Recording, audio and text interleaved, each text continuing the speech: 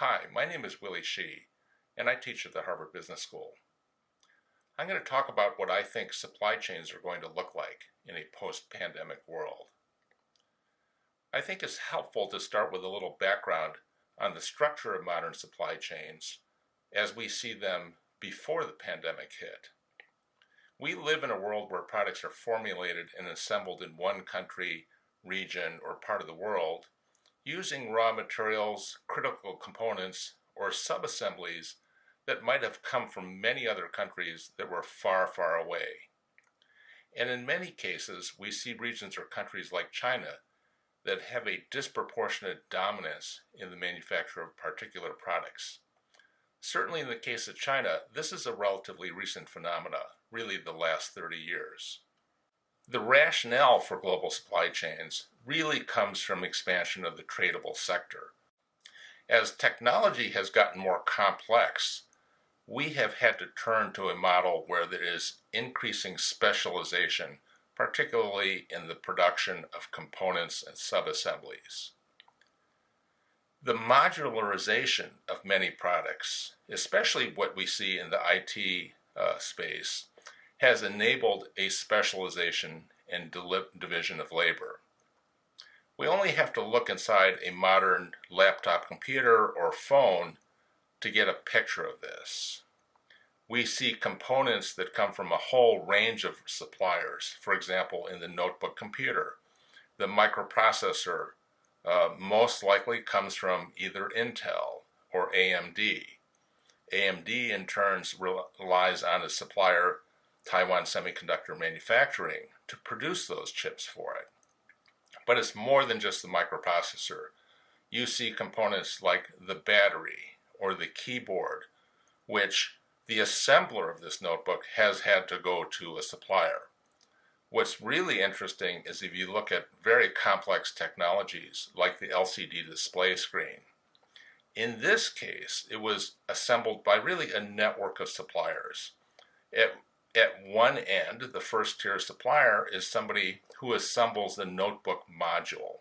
Okay, and inside this module, you'll have a frame, you'll have a backlight assembly, brightness enhancement films, and so on.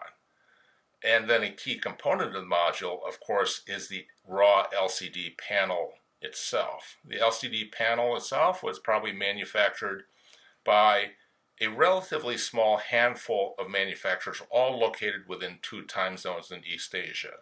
And that means initially Japan and Taiwan, but increasingly Korea over time, and now China. In fact, China is destined to become the dominant player, even as the Koreans and Japanese and Taiwanese feel more pressure to leave because of commodity margins.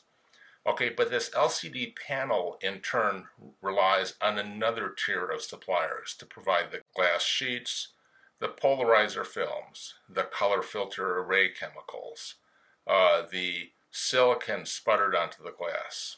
Okay, and the suppliers of those components in turn rely on a further tier of suppliers. Now, this specialization by suppliers has yielded many benefits. First of all, it decouples the development schedules for the end product. For example, if I am assembling notebook computers, I can develop it independently of the schedule for the display manufacturer or the schedule of the company that makes keyboards. All those development cycles are decoupled, which is a huge advantage because it enables much faster recombination and faster cumulative innovation.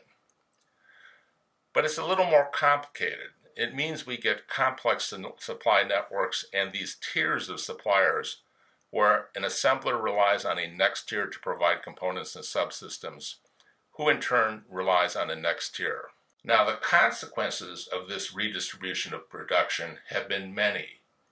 There's been this increased tiering and loss of visibility because these supply networks are so complex. And when you get down to the 3rd or 4th tier, the combinatorial problem becomes unmanageable. It becomes very expensive to trace that. And one of the side consequences, of course, of this tiering is increased fragility. An example of the fragility was in 2011 when we had the Tohoku East Japan earthquake and tsunami, which exposed how in many cases we had a critical supplier. For example, for automotive paint, there was one company that supplied the material that made black paint sparkly, and it was shut down, and all of a sudden automakers globally could no longer paint cars black. There was another factory that I happened to visit at the time that made 45% of the engine microcontrollers in the world, which had a huge impact on automotive production, especially in Japan, but also in the United States and Europe. You know, this dependence on reliable and low-cost transport and logistics has also been kind of an outgrowth of this lean manufacturing model applied to supply chains, where people can count on time-definite deliveries and therefore maintain relatively tight inventories. Everything has been about cost and productivity, and these risks of supply chain disruption have really been unpriced. What has put everything in focus, of course, has been the initial supply shock and the demand shock that came with the COVID-19 pandemic. So that's the shape of supply chains now. A lot of emphasis has been on scale and efficiency. That means we've become somewhat more concentrated in many sectors, like electronics, consumer products. The question is, what will it look like in the future? I would argue it's going to depend a lot on the sector. If you look at traditional labor-intensive soft goods, garments, shoes, consumer household products, that's probably going to continue the chase of low-cost labor. I was talking to one Chinese executive who likened it to what he called the flock of geese model, who initially departed high-cost U.S. and Western European locations for places like Japan, Korea, Taiwan, Singapore, and then China initially. Okay, but we already see Chinese manufacturers as well as global multinationals moving production of those types of labor-intensive, not particularly capital-intensive, to places like Vietnam, Indonesia, Thailand to some extent.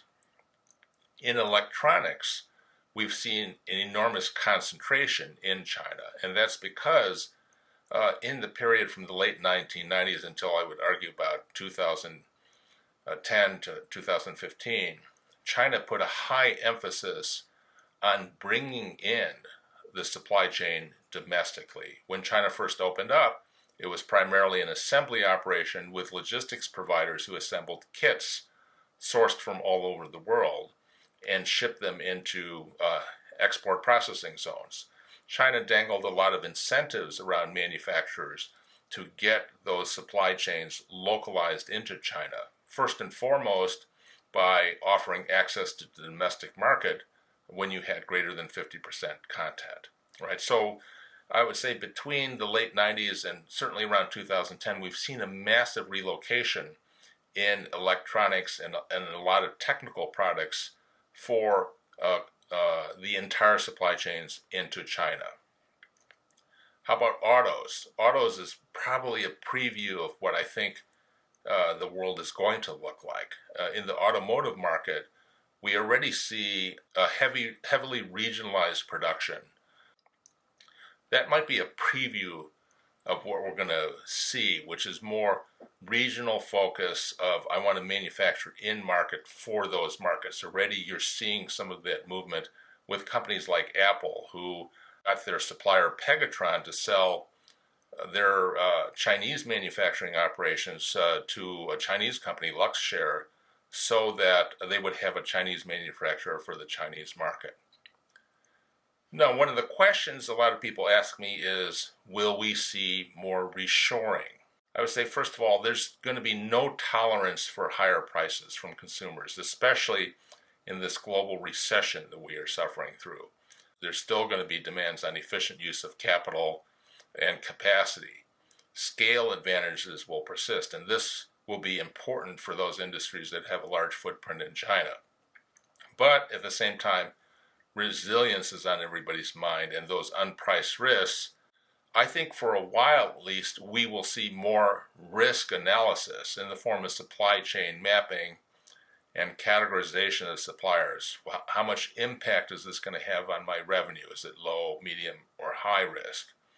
We'll likely see what I call a China plus one or China plus two strategy, where manufacturers will try to diversify some of their production, especially that destined for North American markets, and produce it in Vietnam or Malaysia or Mexico. So Vietnam, Malaysia, Indonesia, Mexico, I think are likely to benefit from this, but there will be some constraints on some of this growth, because even a country like Vietnam, where there's a rush of companies moving in to establish production there, they're constrained by the ability to provide large amounts of labor, which China is really unmatched, and their infrastructure is not nearly as well developed, especially port and hinterland infrastructure for shipment to the United States. That means probably more transshipment, longer transit times. The big question in my mind is, will companies be able to escape the gravitational pull, if you will, of China as the manufacturing hub of the world? Lots of components are going to continue to come from there, and China has proven its efficiency, the ability to marshal resources and people, and manage through the pandemic. The huge trade flows that we've seen in recent weeks across the Pacific, the shortages of containers in China, accelerated shipments of empties back, port congestion in places like Los Angeles, Long Beach, all of these things suggest to me that many companies are going to have difficulty achieving escape velocity from China. At best, they might orbit around it. But there are some things that I think are going to continue, and that'll be the importance of scale and importance of efficiency. And companies who figure out how to respond in these changing times, I think will be able to reap many new opportunities.